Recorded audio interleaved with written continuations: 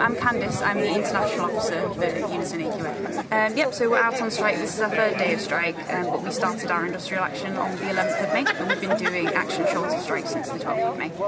So we're campaigning for fair pay and for pay restoration.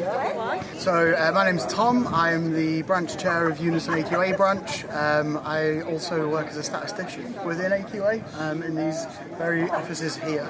Primarily we're looking at pay restoration going back to 2021, which is when our employer introduced a punitive pay structure, and the result of that has been years on years of below inflation pay rises. We have over 10% of people reporting feeling the need to access food banks at the minute, and these are full-time salaried staff who deliver on the education system each and every year.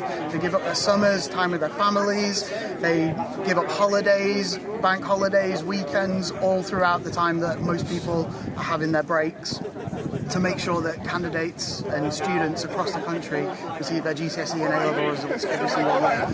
The Living Wage Foundation recommends that employers implement the living wage from autumn, so the last living wage recommendation was in October. Our employer hasn't implemented it until April of this year, and their justification is that the deadline isn't until the 1st of May. So put in real terms, that means that for half of the year our colleagues aren't actually being paid the living wage. Pay affects all of us. It's not just about what you can buy, it's about your quality of life, it's about the cost of living, it's about being able to go on holidays, being able to enjoy, just life itself and not just working to live. So my name is David Lewis, and I'm a UNISON member of the AQA branch, picketing here today. For me, it seems unjust that we have ordinary workers at AQA who are struggling to make ends meet. It's within AQA's gift to do something about that, and so I think it's important to come out and demonstrate until they come back to the table and negotiate.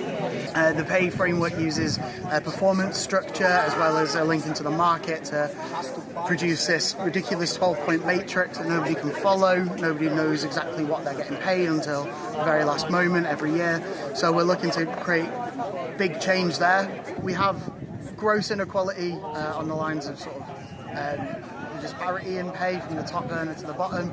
We also have a gender pay gap. The mean gender pay gap has worsened in the last year to 10.8%, meaning that on average the colleagues behind me who are women, you can on average assume that they earn 10% less than the colleagues behind me who are men, which is just ludicrous in today's society. Even worse than that, those from a minority ethnic background, as per AQA's own reporting, earn 24.1% less than their white British counterparts. AQA is the largest exam board in the UK. It's more widely an awarding body and an assessment provider. We largely or primarily focus at the minute on GCSEs and A-levels. Most, if not all, students in the UK at a secondary level will sit exams with AQA.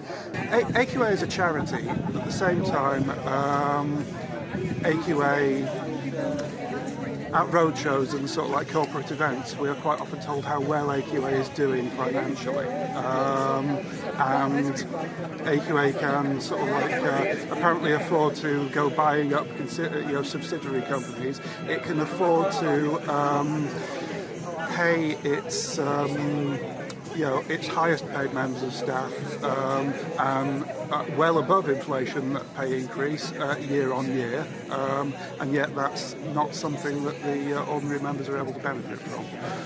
Manchester's our biggest site at AQA. There's around 700 to 750 staff on a permanent basis here. We do have another large site in Guildford at the University of Surrey, who are also on strike. Members of UNISON are on strike there. There's a second union who are currently going through ballot. But the indications are that they're highly supportive of action and that they'll be joining us. We have a site in Milton Keynes, which was brought into the AQA group more recently, meaning that it's got lower union density, but there are many members there who are taking a stand and forming picket lines there as well.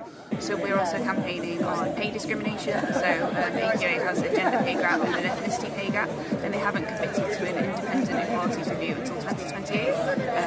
So it's about justice as well as, you know, quality of life for everyone, cost of living crisis. 79% of members voted in our ballot, and 78% of those voted in favour of strike action. 92% voted in favour of action of shorter strike. The branch itself took its first bout of strike action in 2022. At that point in time, though, we had around 150 members out of just over 1,000 colleagues in AQA. So the density was really low, but the feeling was really high at the time. And we took strike action specifically over the pay structure that we currently have. Ever since then, we've been dedicated to building that branch stronger, making sure that any future action we take is impactful, meaningful, and gets us results fast, so that we can keep doing what we want to do, which is delivering on behalf of students in the UK. In order to build that, we're now sat at around 430 members, so we've nearly trebled in size since 2022, and that's as a result of constant engagement on issues with colleagues, making sure we're representing properly. We annually negotiate pay and bring members in on that, and we hold lots and lots of socials to bring members together, help them to network, build friendship groups, build all the good stuff that makes people happy at work. So I got involved off the back of the trans rights presentation. So obviously the union was supporting, you know, trans colleagues and trans comrades, so I joined then. I became a rep off the back of the genocide in Gaza, so I became the international officer for the branch. Yeah, it's been a really positive atmosphere so far. You know, so a lot of support from the community as well. We've had like the Green Party here, Hannah Spencer's just been here as well, community groups, activists, just local workers from other branches. Oh, music's on. As you can tell, we've got a party atmosphere here. It's been really positive. It's been great. Solidarity to everyone else who's on strike elsewhere in the country. You know, the cost of living is biting everyone. The war with Iran is driving up the cost of living as well. We're talking about price fixing in the supermarkets. You know, it can't go on. Our CEO is then earning 400k, well, people are not even being paid a living wage in some cases. You know, it's not. We should fight for fair pay for everyone. It's tough for a lot of people at the minute. The key thing for me, I think the government could do, is do something about us getting fleeced by utility companies, who apparently we can sort of like, there is money to subsidise them, but they can then charge the end user who has nowhere else to go, sort of like pretty much what they like, and it's, you know, it's a big dent in everyone's pocket, and it's not good enough. When you're on strike, whilst you feel united and you're part of something, it can at moments feel quite lonely, especially with an employer who insists on attacking and berating you. So any messages of support really, really go a long way to just encouraging, to building solidarity, encouraging that strength and sense of community as well. The feeling on the picket line, it's good. It's there's a real sense of camaraderie. It's good to see so many people from all across AQA coming out to sort of like lend their support to our action. It's also great to see people from other union branches around town, sort of like people from other organisations, come up and show their solidarity, and it's just really heartening and sort of like makes you think that we have a purpose here that we believe in, other people like will believe in as well, and that we can and will win. Yeah, come to the picket line. So the dispute is ongoing. We've not had any kind of negotiations. If you can boost us on social media as well, we've got Twitter, Blue Sky, Instagram. We've got different channels.